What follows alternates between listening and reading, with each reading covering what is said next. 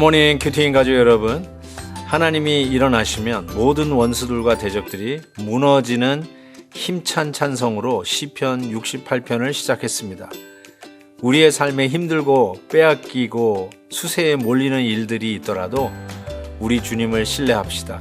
죄와 사망의 저주를 이기고 십자가에서 부활에 이르신 우리 주님의 승리가 우리의 삶에도 있을 줄 믿습니다.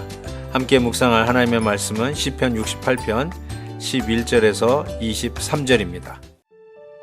주께서 말씀을 주시니 소식을 공포하는 여자들은 큰 무리라. 여러 군대의 왕들이 도망하니 집에 있던 여자들도 탈취물을 나누도다. 너희가 양 우리에 누울 때에는 그 날개를 은으로 입히고 그 깃을 황금으로 입힌 비둘기 같도다. 전능하신 이가 왕들을 그 중에서 흩으실 때에는 살몬의 눈이 날림 같도다. 바산의 산은 하나님의 산이며 바산의 산은 높은 산이로다. 너희 높은 산들아, 어찌하여 하나님이 계시려 하는 산을 시기하여 보느냐. 진실로 여호와께서 이 산에 영원히 계시리로다. 하나님의 병거는 천천히요 만만이라. 주께서 그 중에 계심이 신의 산 성소에 계심 같도다. 주께서 높은 곳으로 오르시며 사로잡은 자들을 취하시고 선물들을 사람들에게서 받으시며 반역자들로부터도 받으시니 여호와 하나님이 그들과 함께 계시기 때문이로다. 날마다 우리 짐을 지시는 주 곧 우리의 구원이신 하나님을 찬송할지로다. 셀라. 하나님은 우리에게 구원의 하나님이시라. 사망에서 벗어남은 주 여호와로 말미암거니와 그의 원수들의 머리 곧 죄를 짓고 다니는 자의 정수리는 하나님이 쳐서 깨뜨리시리로다. 주께서 말씀하시기를 내가 그들을 바산에서 돌아오게 하며 바다 깊은 곳에서 도로 나오게 하고 내가 그들을 심히 치고 그들의 피에 내 발을 잠그게 하며 내 집에 개의 혀로 내 원수들에게서 제 분깃을 얻게 하리라 하시도다. 히브리서 4장에 보면은 하나님의 말씀은 살았고 운동력이 있어 좌우의 날선 어떤 것보다도 예리하다라고 했습니다. 하나님의 말씀을 들을 때 우리의 마음에 따뜻하게 위로와 또한 안심을 허락도 하시지만 말씀 그대로 말씀은 우리를 찌르고 또 도려내고 수술하고 잘라내는 그런 날카로운 면도 있는 것을 우리는 인정합니다. 그래서 오늘 말씀의 시작이 주께서 말씀을 주시니 소식을 공포하는 여자들은 큰 무리라. 하나님의 말씀이 공포로 와 닿는 그러한 상황을 이야기하고 있고요. 심지어는 그 누구도 겁을 낼 것 같지 않은 군대의 왕들이 도망한다라고 이야기를 하고 있습니다. 정말 하나님의 말씀은 이와 같이 우리를 사로잡은 나머지 더 이상 어디를 갈 수도 없고 도망갈 수도 없고 피할 수도 없는 정말 이 말씀 앞에 우리가 모두 벌거벗은 자와 같이 드러날 수밖에 없는 능력의 말씀인 것을 깨닫게 됩니다. 하나님의 말씀을 들을 때마다 우리가 그 말씀 앞에서 적나라하게 노출되는 것을 경험해 보신 적이 있는지요?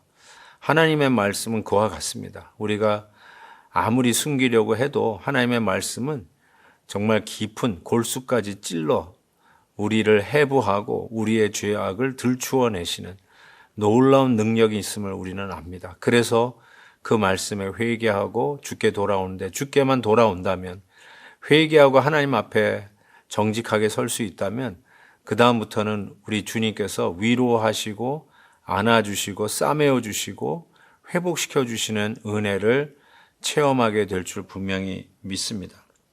15절에서 바산의 산은 하나님의 산임이요 바산의 산은 높은 산이로다 하면서 산은 하나님의 것이다라는 이런 표현을 하고 있습니다.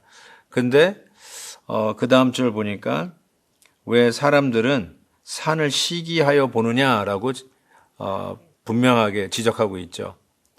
산은 우리가 하나님을 느끼고 하나님을 바라다 보는 하나의 도구가 될 수 있다고 생각해요. 평평한 평지에서 갑자기 우뚝 솟은 산을 보면 우리가 하늘을 향해서 우리의 시선을 응시하게 됩니다.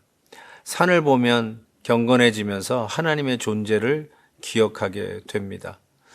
우리 모든 것이 다 평등하고 똑같고 다 거기가 거기라면 우리는 내가 제일 높다고 생각하는 착각에 빠집니다. 그러나 산에 있으면 나보다 큰 존재가 있구나, 나보다 키 큰 사람이 있구나, 나보다 높은 사람이 있다는 것을 자연스럽게 생각하지 않을까 싶습니다.